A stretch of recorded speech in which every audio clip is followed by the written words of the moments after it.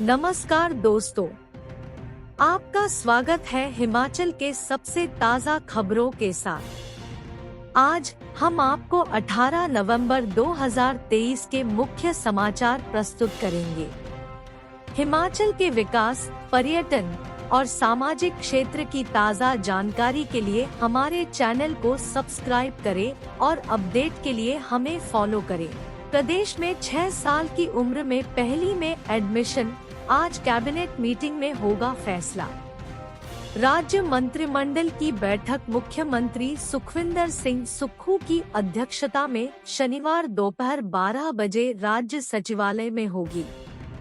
मुख्यमंत्री के दिल्ली एम्स से लौटने के बाद यह पहली मीटिंग है, इसलिए इस बैठक में कई अहम फैसले हो सकते हैं। राज्य सरकार एजुकेशन सेक्टर में कई तरह के सुधार करने जा रही है। इसी क्रम में एक कदम यह उठाया जा रहा है कि अब पहली कक्षा में 6 साल उम्र के बच्चे को ही एडमिशन दी जाएगी। शिक्षा विभाग की रिव्यू मीटिंग में यह निर्देश मुख्यमंत्री ने दिए हैं और यह मामला कैबिनेट में लाने को कहा है। शनिवार को होने वाली कैबिनेट में इसे शिक्षा विभाग रख सकता है। हालांकि प्री नर्सरी टीचर भर्ती का ड्राफ्ट एक बार फिर इस कैबिनेट में नहीं जा रहा है। मंत्रिमंडल की बैठक में जिला परिषद विवाद में उलझे ग्राम सेवकों को लेकर भी केस जा सकता है। पंचायती राज एवं ग्रामीण विकास मंत्री अनिरुद्ध सिंह ने इसके संकेत दिए थे। कैबिनेट की इस बैठक में उद्योग विभाग की तरफ से बल्क ड्रग पार्क के प्राइवेट पार्टनर को लेकर मामला रखा जा सकता है। इसी महीने उद्योग मंत्री हर्षवर्धन सिंह चौहान की अध्यक्षता वाली हाई पावर कमेटी ने इस ड्राफ्ट को मंजूर कर दिया था। बल्क ड्रग पार्क में निजी पार्टनर से 1000 करोड़ का निवेश राज्य सरकार को चाहिए। इसके बदले पार्टनर को क्या ऑफर किया जाएगा, यह कैबिनेट ने तय करना है। राज्य सरकार के पास अपने खाते में इतना पैसा नहीं है, इसीलिए स्ट्रेटेजिक पार्टनर की तलाश है। बंद स्टोन क्रशर खोलने पर भी हो सकती है चर्चा। हिमाचल में 2 माह पहले बंद किए गए ब्यास बेसिन के स्टोन क्रशरों को दोबारा बहाल करना है या नहीं, इस बारे में भी कैबिनेट चर्चा कर सकती है। मुख्यमंत्री ने डिजास्टर मैनेजमेंट के माध्यम से यह रोक लगाई थी और आपदा में हुए नुकसान के कारणों को जानने के लिए एक कमेटी का गठन भी किया था। इस कमेटी ने फील्ड विजिट करके अपनी रिपोर्ट दे दी है। दिल्ली से लौटने के बाद मुख्यमंत्री अपने सरकारी निवास में ही समीक्षा बैठकें कर रहे हैं। इन बैठकों के दौरान जिन विभागों से संबंधित मामले कैबिनेट के लिए बना रहे हैं, उन्हें भी कैबिनेट में लाने को कहा गया है। इसलिए शनिवार सुबह भी कई एजेंडे कैबिनेट के लिए आएंगे। हिमाचल में हाम्फ रही एचआरटीसी की बसें, मैन पावर कम होने से नहीं हो रही गाड़ियों की मरम्मत। हिमाचल प्रदेश में एचआरटीसी की बसें हाम्फती नजर आ रही हैं। प्रदेश में लगभग 3132 बसें 3719 रूट पर चलती हैं। इन बसों में से 50% बसें हाम्फ चुकी हैं। कुछ बसें वर्कशॉप में मैकेनिक न होने के कारण धूल फांक रही हैं, तो कुछ बसें आधे रास्तों में ही खराब पड़ी हैं। इन खराब बसों के कारण सबसे ज्यादा परेशानियों का सामना यात्रियों को करना पड़ रहा है। रूट पर चली ये बसें कहीं भी बीच रास्ते में खराब हो जाती हैं, जिसके बाद या तो बस सवारियों को पैदल घर जाना पड़ता है या फिर वापस डिपो से बस बुलाई जाती है, जिसे आने में वापस उतना ही समय लग जाता है। वहीं समय की बर्बादी भी यात्रियों को झेलनी पड़ती है। चालक परिचालक को भी भारी परेशानियों का सामना करना पड़ रहा है। चालक जान की बाजी लगाकर बसों को चलाते हैं। बसों की हालत खस्ता होने के कारण बसों के पुर्जे भी ठीक से कार्य नहीं कर पाते हैं, जिससे कई प्रकार की दुर्घटनाएं भी घट चुकी हैं। ताजा मामले में मंडी डिपो की इलेक्ट्रिकल बस में ब्रेक की खराबी होने के कारण बस स्टैंड में ही बस दुर्घटनाग्रस्त होने से बची, परंतु परिवहन विभाग इस पर कुछ खासा ध्यान नहीं दे पा रहा है। यह समस्या पिछले लंबे समय से जस की तस बनी हुई है। हिमाचल में हाल ही इलेक्ट्रिकल बसें भी चलाई गई, परंतु ये बसें भी हिमाचल जैसे पहाड़ी राज्य में सफल नहीं हो पाई हैं। मंडी डिपो में ही 30 बसों में से 3 बसें रूट पर खराबी के कारण खड़ी हैं। वहीं कुछ बसें वर्कशॉप में रिपेयर के लिए खड़ी हैं। बसें कम और रूट ज्यादा होने के कारण समय की भी बर्बादी हो रही है। यातायात प्रबंधक पवन गुलेरिया मंडी ने बताया कि मैन पावर न होने से परेशानियों का सामना करना पड़ रहा है। वर्कशॉप में स्टाफ की कमी होने के कारण बसों की मेंटेनेंस ठीक से नहीं हो पा रही है। कुछ बसें रूट पर तो कुछ वर्कशॉप में खड़ी हैं। रूट प्रभावित न हो इसलिए दूसरी बसों को रूट पर भेजा जा रहा है। JNNURM बसों के नहीं मिल रहे स्पेयर पार्ट्स। JNNURM बसों के स्पेयर पार्ट्स न मिलने से अधिक परेशानियों विभाग को आ रही हैं। हाल ही में नीले रंग की JNNURM बसों को हिमाचल में चलाया गया था, परंतु इन बसों में से 80% बसें अब खराब पड़ी हैं, जिनके स्पेयर पार्ट्स नहीं मिल रहे हैं। पठानकोट मनाली सेवाएं सबसे कमजोर। पठानकोट डिपो की पठानकोट से मनाली रूट की सेवाएं इस समय खस्ताहाल में हैं। सबसे महत्वपूर्ण रूट पर राजनीति इतनी हावी है कि सबसे खटारा बसें यहां भेजी जा रही हैं। शुक्रवार को भी मनाली से सुबह 5 बजे चलने वाली बस रास्ते में ही खड़ी हो गई। विश्व एंटीबायोटिक अवेयरनेस वीक पर विशेष बिना सलाह एंटीबायोटिक खतरे का सबब, WHO का खुलासा। बिना सही परामर्श एंटीबायोटिक दवाइयों का किया जाने वाला उपयोग चिंता का सबब बनता जा रहा है। इंटरनेट के दौर में लोग ऑनलाइन सर्च कर दवाइयों का उपयोग कर रहे हैं।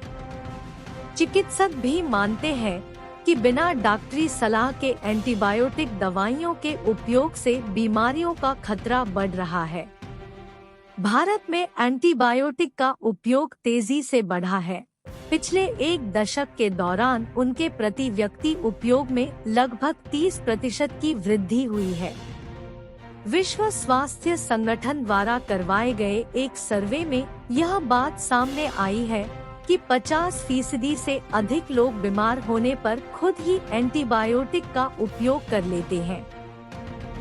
वाशिंगटन स्थित centre for disease dynamics, economics and policy (CDEP) की रिपोर्ट के अनुसार 2010 और 2020 के बीच कुल उपयोग में प्रतिशत परिवर्तन भी लगभग 48% रहा है। एंटीबायोटिक के असर भी अलग अलग होते हैं और ऐसी स्थिति में बिना सलाह की ली जाने वाली ऐसी दवाइयां बीमारी को बढ़ा सकती हैं। जीवाणु संक्रमण के इलाज के लिए एंटीबायोटिक्स दुनिया में सबसे अधिक प्रयोग में लाई जाने वाली दवाएं हैं। मुख्यतः निम्न और मध्यम आय वाले देशों में इन दवाओं का उपयोग पिछले 1 दशक में तेजी से बढ़ा है। इस विषय पर लोगों को जागरूक करने के लिए हर वर्ष नवंबर माह में वर्ल्ड एंटीबायोटिक अवेयरनेस वीक मनाया जाता है। वे लोग जिन पर बहुत सारी दवाइयां बेअसर हो चुकी हैं, वे अपनी बीमारियों के जीवाणु फैलाते हैं, लिहाजा उनके संपर्क में आने वाले लोग भी उन विषाणुओं से ग्रस्त हो जाते हैं और उन पर भी दवाओं का असर नहीं होता है। चिकित्सक भी मानते हैं कि लोगों को बिना पूछे ही एंटीबायोटिक खाना बंद करना होगा, वहीं बिना चिकित्सक की सलाह लिए दवा विक्रेता से उसकी पसंद की दवा लेना भी बंद करना होगा। विश्व स्वास्थ्य संगठन ने कुछ समय पूर्व एंटीबायोटिक दवाइयों से संबंधित एक रिपोर्ट जारी की है, जिसमें बताया गया है कि एंटीबायोटिक दवाइयों का दुरुपयोग हो रहा है, जिसकी वजह से बीमारियां भयावह होती जा रही है। बिना उचित सलाह के कोई भी दवा नहीं लेनी चाहिए। मरीज को इलाज के दौरान एंटीबायोटिक दवा की पूरी खुराक लेनी चाहिए और एक निर्धारित अवधि तक इनका उपयोग होना चाहिए, अन्यथा बीमारी गंभीर हो जाती है और उस पर एंटीबायोटिक का असर कम हो जाता है। डॉ. कर्ण शर्मा, वरिष्ठ चिकित्सक। ध्यानु भक्त के समाधि स्थल को विकसित करेगा एशियन डेवलपमेंट बैंक। नादौन में पर्यटन को मिलेगा बढ़ावा। देवभूमि कहे जाने वाले पहाड़ी राज्य हिमाचल में कई देवी देवताओं का वास है। यहाँ के कई मंदिर आज भी धार्मिक पर्यटन की श्रेणी में शुमार हैं, जहाँ हिमाचल समेत बाहरी राज्यों जिनमें खासकर यूपी, पंजाब, हरियाणा आदि के लोग पहुँचते हैं। यहाँ के देवालयों के साथ कोई न कोई घटना और कहानी जुड़ी हुई है, जिसे लोक गाथाओं और लोकगीतों में अक्सर सुना जाता है। जिला कांगड़ा के प्रसिद्ध शक्तिपीठ ज्वालामुखी से एक ऐसी ही कहानी जुड़ी है। माता ज्वालामुखी के अनन्य भक्त कहे जाने वाले ध्यानु भक्त की।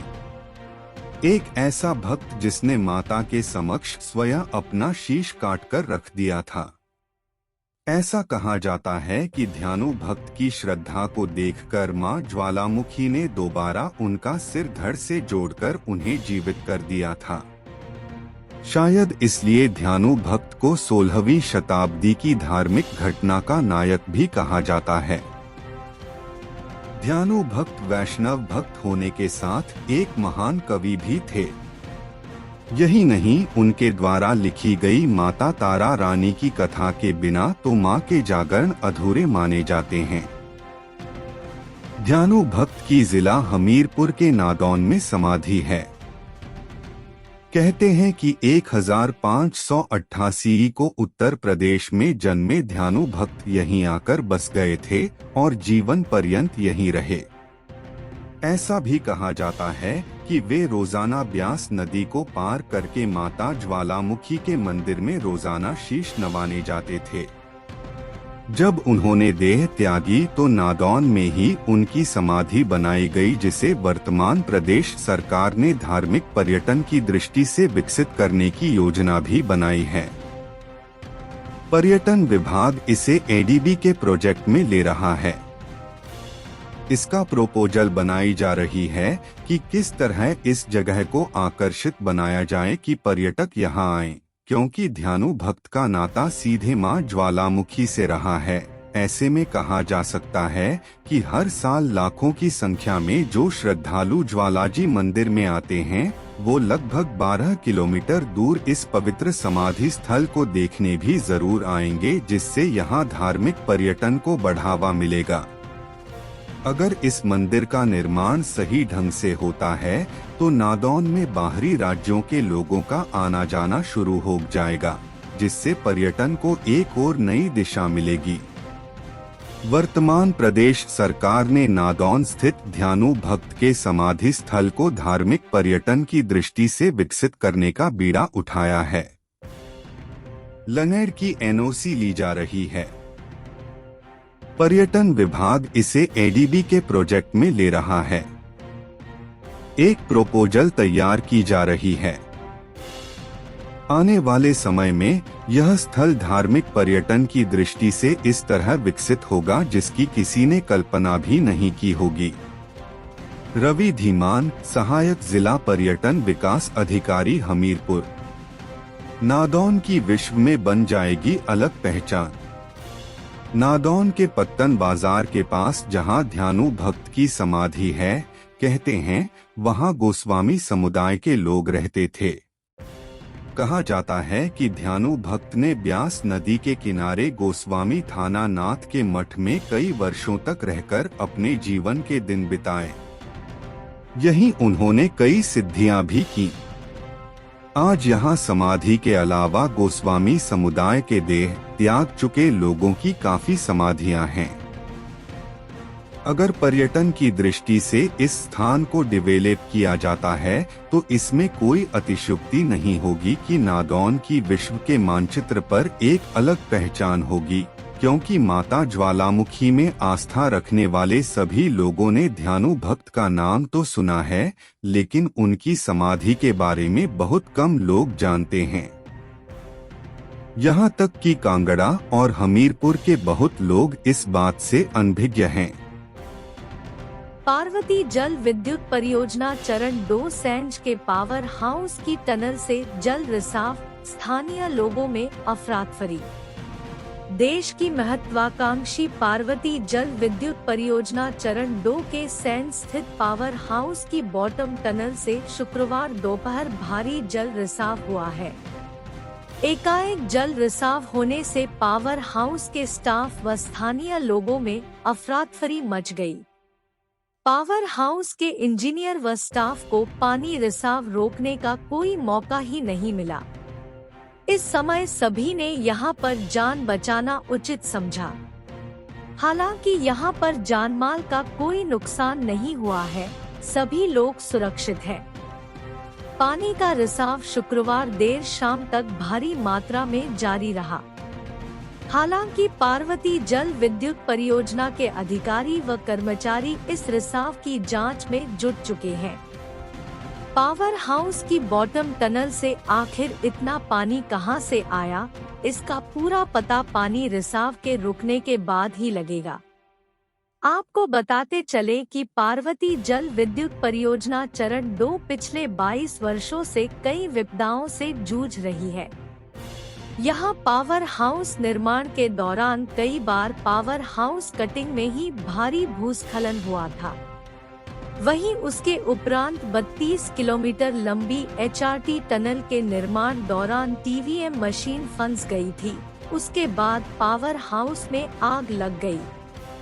इस सभी विकट समस्या से जहां कुछ दिन पूर्व NHPC ने 32 किलोमीटर लंबी हेड रेस टनल का फेस खुलने से राहत की सांस ली थी। परियोजना प्रभावित रूम सिंह, फतेह सिंह, कुरमाराम, गिरधारी लाल, लीलाधर, दिवेश शर्मा, राजेश शर्मा, प्रीति सिंह, ठाकुर, उदय राम, प्रताप सिंह का कहना है कि बार बार की हो रही ऐसी घटनाएं कहीं न कहीं परियोजना निर्माण के दौरान बरती गई कोताही का परिणाम है। सरकार व परियोजना प्रबंधन को शीघ्र इस क्षेत्र की सुरक्षा के बारे में सोचना चाहिए। उधर निर्मल सिंह, कार्यपालक निदेशक पार्वती जल विद्युत परियोजना ने बताया कि पार्वती जल विद्युत परियोजना के साउंड पावर हाउस स्थित पावर हाउस की बॉटम टनल से निकला पानी पावर हाउस का टेक्निकल इशू है। हमारे इंजीनियर इसे शीघ्र ठीक कर देंगे। घबराने की कोई जरूरत नहीं है। बार बार घटनाएं, परियोजना निर्माण पर सवाल खड़े। पार्वती जल विद्युत परियोजना अभी पूर्ण रूप से तैयार नहीं हुई है।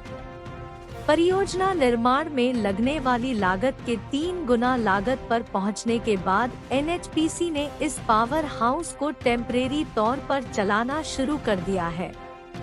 इसमें पंचनाला और जीबा नाला का पानी डाइवर्ट करके कुछ बिजली उत्पादन किया जा रहा है, मगर इस थोड़े से पानी के आने से ही इस क्षेत्र में कई हरकतें हो चुकी है। कुछ समय जब यह पावर हाउस चलाया गया तो रैला गांव में एक बहुत लंबी दरार खेतों के बीचों बीच देखने को मिली थी। इस दरार को देखकर यह लग रहा था कि जितनी जगह में दरार पड़ी है वह पूरी जगह बैठ रही है। इसके बाद पावर हाउस के बाई और भारी मात्रा में जल रिसाव हुआ था, जिसके चलते राइन बाइबल के गाँव वासियों को उनके घर से प्रशासन ने सुरक्षित स्थान पर निकला था। अब एकाएक पावर हाउस के बॉटम टनल से भारी मात्रा में पानी का रिसाव होना कहीं न कहीं परियोजना निर्माण पर सवाल खड़े कर रहा है। डिजिटल होंगी 870 सहकारी सभाएं। ऊना में राज्य स्तरीय सहकारी समारोह में बोले मुकेश अग्निहोत्री। सहकारी सभाएं क्षेत्र को समृद्धि करने में अहम रोल अदा करती हैं।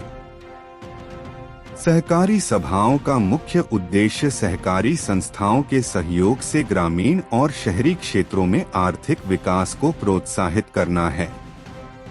यह बात उप मुख्यमंत्री मुकेश अग्निहोत्री ने हरोली विधानसभा क्षेत्र के तहत हिमकैप्स कॉलेज बढ़ेड़ा में 70वें अखिल भारतीय सहकारी सप्ताह के राज्य स्तरीय सहकारी समारोह की अध्यक्षता करते हुए कही।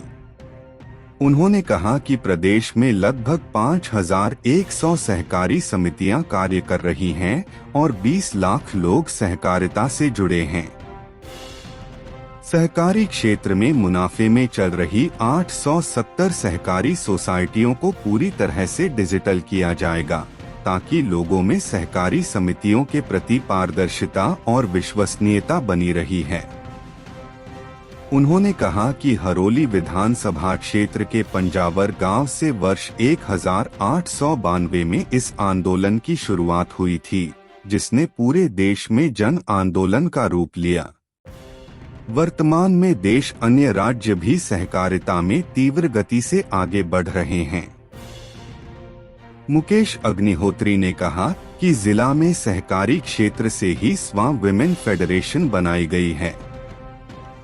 उन्होंने कहा कि वर्तमान में इस समूह से जिला की 13,000 महिलाएं जुड़ी हुई हैं।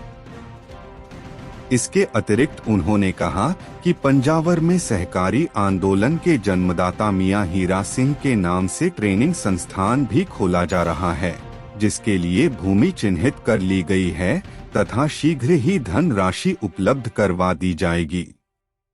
इस मौके पर राज्य सहकारी कर्मचारी संघ के अध्यक्ष विजय कुमार ने अपनी मांगे रखी। कांग्रेस की गारंटियों पर सवाल पूछने का हक नहीं। प्रदेश की जनता के हितों के खिलाफ काम करने वाली कर्मचारी व ओपीएस विरोधी रही भाजपा को कांग्रेस की गारंटियों पर सवाल पूछने का कोई हक नहीं है। यह बात शुक्रवार को भाजपा प्रदेश अध्यक्ष डा राजीव बिंदल द्वारा कांग्रेस पर झूठी गारंटियों के नाम पर जनता को ठगने के आरोपों को लेकर पूछे प्रश्न के उत्तर में डिप्टी सीएम मुकेश अग्निहोत्री ने कही। भारतीय जनता पार्टी अपने समय में ओपीएस लागू नहीं कर पाई। भाजपा के नेता कहते थे कि केंद्र सरकार ने मना किया है। जेल वार्डर के 91 पदों पर भर्ती शुरू, 23 नवंबर से 22 दिसंबर तक कर सकेंगे आवेदन। प्रदेश कारागार एवं सुधार सेवा विभाग में अनुबंध आधार पर वार्डर पुरुष और वार्डर महिला के पदों पर भर्ती के लिए ऑनलाइन आवेदन मांगे गए हैं। जेल वार्डर के पदों के लिए केवल ऐसे उम्मीदवार ही आवेदन कर सकेंगे जो हिमाचल प्रदेश के किसी भी रोजगार कार्यालय में पंजीकृत है और प्रदेश के वास्तविक निवासी है। प्रदेश में जेल वार्डर के 91 पदों पर अनुबंध आधार भर्ती प्रक्रिया शुरू हो गई है। वार्डर पुरुषों के 77 और वार्डर महिला के 14 पदों पर भर्ती की जाएगी। वार्डर पुरुषों के 77 पदों में जर्नल के 24, होमगार्ड जर्नल के 11, journal ward of freedom fighter के 2, ईडब्ल्यू के 7, SCUR के 9, SSP BPL IRD के 4, SC होमगार्ड के 3, ST के 2, ST होमगार्ड का 1, OBC UR के 9, OBC BPL IRD के 2, OBC होमगार्ड के 3 पद भरे जाएंगे। वहीं महिलाओं के 14 पदों में जर्नल UR के 6, journal ward of ex serviceman का 1, जर्नल EWS का 1, ASC UR के 2, SC BPL IRDP का 1, ST UR का 1, OBC UR का 1, OBC BPL IRDP का 1 पद भरा जाएगा। जेल वार्डर की भर्ती के लिए आवेदन केवल ऑनलाइन मोड में ही स्वीकार किए जाएंगे। उम्मीदवार हिमाचल प्रदेश कारागार एवं सुधार सेवा विभाग की वेबसाइट www.hppresons.nic.in पर वैकेंसी रिक्रूटमेंट लिंक के माध्यम से 23 नवंबर से 22 दिसंबर 2023 को रात 11:59 बजे तक कर आवेदन सकते हैं। वेब लिंक 23 नवंबर 2023 से सक्रिय हो जाएगा। उम्मीदवारों को ऑनलाइन भर्ती सॉफ्टवेयर मॉड्यूल के प्रोफाइल में अपनी यूजर आईडी और पासवर्ड बनाने की आवश्यकता होगी। एक बार जमा किया गया शुल्क किसी भी स्थिति में वापस नहीं किया जाएगा। ऑफलाइन मोड में कोई अलग कॉल लेटर नहीं भेजा जाएगा। इसलिए उम्मीदवारों को सलाह दी जाती है कि वे ऑनलाइन आवेदन करते समय अपना सही मोबाइल नंबर और ईमेल आईडी भरें। एडीजी कारागार एवं सुधारात्मक सेवा हिमाचल प्रदेश आनंद प्रताप सिंह ने बताया कि ग्राउंड टेस्ट में जेल वार्डर की भर्ती के लिए पुरुषों के लिए 1500 metre race 6 minute 30 second, 1.25 metre high jump और 4 मीटर बरोड जंप अधिकतम 3 प्रयासों में पास करना होगा। वहीं महिलाओं के लिए 800 metre race 4 minute 15 second, 1 metre high jump और 3 मीटर बरोड जंप अधिकतम 3 प्रयासों में पास करना होगा। पार्वती जल विद्युत परियोजना के पावर हाउस में रिसाव, लोगों में मची अफरा-तफरी। देश की महत्वाकांक्षी पार्वती जल विद्युत परियोजना चरण 2 के पावर हाउस सिउंड में आज अचानक एकाएक जल रिसाव होने लगा, जिसके चलते पावर हाउस के स्टाफ में आफरी तफरी मच गई। रिसाव के कारणों का अभी तक कोई पता नहीं चल पाया। पानी का रिसाव अभी भी जारी है। भारी मात्रा में एकाएक पावर हाउस के टनल से पानी निकलने से स्थानीय लोगों में अफरा तफरी मच गई है। पावर हाउस के अधिकारियों से बात करने पर पता चला है कि जानमाल की कोई भी क्षति नहीं हुई है। सभी सुरक्षित हैं। पानी का रिसाव कहां से हो रहा है, इसकी जांच चल रही है। सराज घाटी में भीषण अग्निकांड, 20 कमरों का रिहायशी मकान भस्म, सिलेंडर फटने से उठी लपटें। सराज घाटी के मझाखल गांव में शुक्रवार को 4 लोगों का संयुक्त रूप से बना 20 कमरों का स्लेट पोश रिहायशी मकान आग की भेंट चढ़कर स्वाह हो गया है। अग्निकांड में 1 करोड़ से अधिक का नुकसान हुआ है। स्थानीय पंचायत प्रधान हेमराज ठाकुर ने आगजनी की इस घटना की पुष्टि की है। उन्होंने बताया कि ओम प्रकाश, पुरुषोत्तम राम, मुकेश कुमार व भूपेंद्र के संयुक्त 2.5 मंजिला मकान में अचानक गैस सिलेंडर फटने से हादसा हुआ है। उन्होंने बताया कि जब तक फायर ब्रिगेड की टीम घटनास्थल पर पहुंची, तब तक मकान सहित सारी संपत्ति जलकर राख हो चुकी थी। बताया जाता है कि इस आगजनी घटना से 1 करोड़ से अधिक का नुकसान हुआ है। इस महीने के अंत तक बनेगी पहली कैंची, दूसरी तक पहुंचने में लगेगा और 1 महीना। चंडीगढ़ मनाली राष्ट्रीय राजमार्ग के पंडोह डैम के पास टूटे कैंची मोड़ का निर्माण कार्य धीमी गति से चल रहा है। नवंबर माह के अंत तक इस मोड़ की पहली कैंची निर्मित हो जाएगी, जबकि दूसरी कैंची तक पहुंचने में 1 माह का समय और लग सकता है। काम धीमा जरूर है, मगर नई तकनीक के साथ बहुत ही मजबूत निर्माण कार्य किया जा रहा है। लोगों को इस नए कैंची मोड़ के पुनर्निर्माण का बेसब्री से इंतजार है। करसोग के पनौताधार जंगल में 40 वर्षीय युवक की लाश, साथ में मिले जूते और अन्य सामान।